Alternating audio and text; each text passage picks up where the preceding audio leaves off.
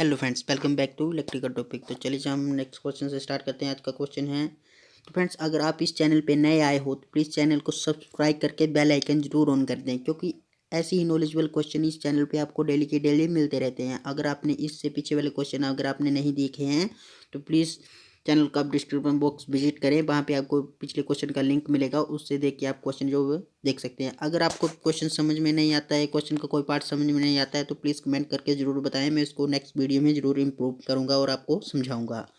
तो चलिए question number 21 जो है, what is the unit of electric charge.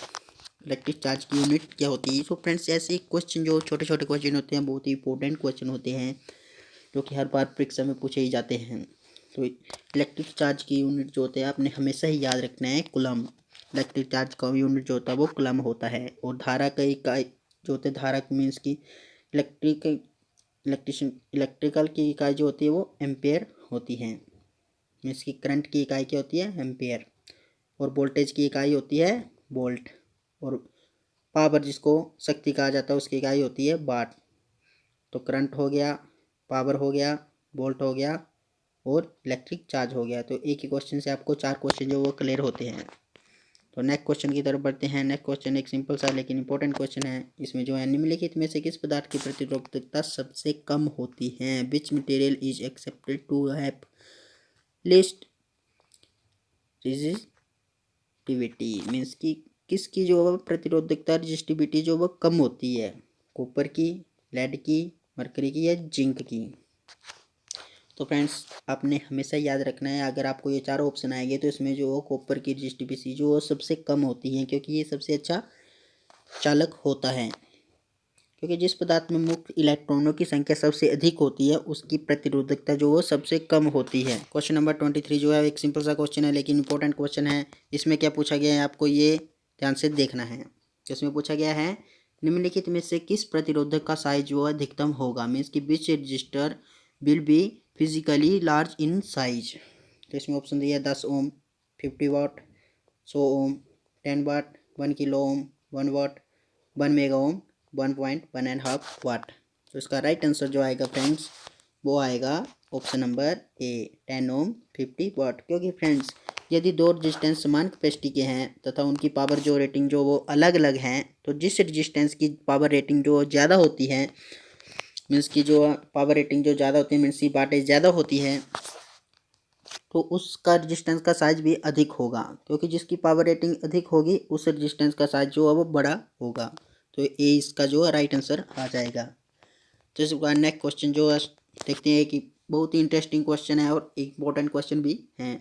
तो इसमें पूछा गया है, किसी 100 वोल्ट का वाले बल्ब का प्रतिरोध जो 500 ओम है, मीन्स 500 ओम्स है, तो प्रत्येक किलोवाट घंटे की ऊर्जा खपत होने के ये बल्ब कितने समय तक कार्य करेगा। तो फ्रेंड्स ये एक इम्पोर्टेंट क्वेश्चन है। तो आपने बताना है कितने समय तक ये कार्य करेगा, 20, 40, 50 या 60 घंटे तक। तो फ्रेंड्स इलेक्ट्रिक चार्ज की यूनिट, जैसे इलेक्ट्रिक एनर्जी की जो है करंट की यूनिट वोल्ट होती है। तो इसमें जो इसका जो फार्मूला आएगा, एक सिंपल सा आपने फार्मूला याद रखना है। इसको ड्राइव करके मैं किसी अलग वीडियो में बताऊंगा, लेकिन इसको आपने याद रखना है। जैसे इसे ऐसे क्वेश्चन पूछे जाते हैं तो इसमें जो आता है ER/B², इस फार्मूले को आपने याद रखना है। उसमें इलेक्ट्रॉन की संख्या जो है दी हुई है 1000 × 500 ओम जो रजिस्टेंस दिया जाए है, और जो रजिस्टेंस है अपॉन में 20 की, और वोल्टेज जो आपको 100 वोल्ट जो दी गई है। तो इसे पुट करने के बाद जो आपका आंसर 50 आ जाएगा। तो इसका राइट आंसर जो है 50 आ जाएगा। क्योंकि फ्रेंड्स 1000 × 500 अपॉन में 100 × 100, तो इसको सॉल्व करने के बाद जो आएगा वो आएगा 50 वोल्ट। तो इसका राइट आंसर जो आएगा ऑप्शन नंबर सी, 50। तो इसी प्रकार नेक्स्ट क्वेश्चन जो आएगा एक इम्पोर्टेंट क्वेश्चन है। इसमें पूछा गया है कि ओम्स के नियम के संबंध में निम्नलिखित में से कौन सा कथन गलत है। तो फ्रेंड्स इसमें गलत पूछा गया है कि इसमें कौन सा ऑप्शन जो वो सही नहीं है। तो ऑप्शन नंबर ए जो है, करंट पोन में potential difference is equal to constant. Option number B पूछा गया है, पोटेंशियल डिफरेंस पोन में करंट। ऑप्शन नंबर सी दिया गया है, potential difference is equal to current multiply resistance. Option D दिया गया है, current is equal to resistance multiply by potential difference. तो राइट आंसर जाने से पहले हम जान लेते हैं की जो रेजिस्टेंस जो वाली होती है आर जो होता है R is equal to B upon में आई। फ्रेंड्स ये इसका राइट फॉर्मूला बनता है। तो इसमें से कौन सा गलत है? इसमें जो डी ऑप्शन जो वो गलत है, डी ऑप्शन इसमें गलत बताया गया है। इसमें डी ऑप्शन बताया गया है I is equal to B multiply by R, जो कि हो ही नहीं सकता है। तो इसका राइट आंसर आ जाएगा ऑप्शन नंबर डी। तो इसका नेक्स्ट क्वेश्चन आएगा, समांतर में संबंधित में दो एक जैसे लैंप जो 240 वोल्ट के स्रोत से लगे होते हैं, प्रत्येक लैंप में कितनी वोल्टेज होगी, ये इस क्वेश्चन में पूछा गया है। तो फ्रेंड्स आपने हमेशा ही याद रखना है कि जब भी कोई कनेक्शन पैरेलल में होता है तो पैरेलल में वोल्टेज जो होती है वो सेम ही रहती है, ये आपने याद रखना है। पैरेलल में वोल्टेज सेम रहेगी और सीरीज में करंट सेम रहेगा, ये दो इक्वेशन आपने याद रखनी है। तो इसका राइट आंसर जो ऑप्शन नंबर ए आ जाएगा, क्योंकि इसमें जो वो कोई भी पैरेलल में जो वोल्टेज चेंज नहीं होगी तो सेम वोल्टेज रहेगी, चाहे कितने मर्जी भी लैंप आप लगा सकते हो। तो इस नेक्स्ट क्वेश्चन आएगा, नेक्स्ट क्वेश्चन इंपॉर्टेंट क्वेश्चन है।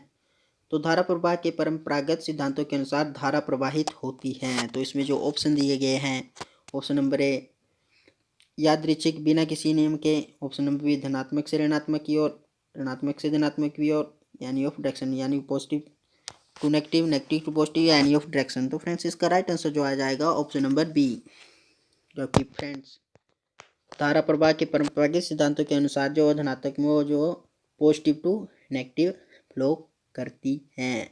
लेकिन आपने याद रखना है इसमें जो करंट पूछा गया है, current positive to negative flow करता है, और इलेक्ट्रॉन पूछा जाएगा तो इलेक्ट्रॉन जो होते हैं नेगेटिव टू पॉजिटिव फ्लो करते हैं। तो इस क्वेश्चन का राइट आंसर बी ही आएगा।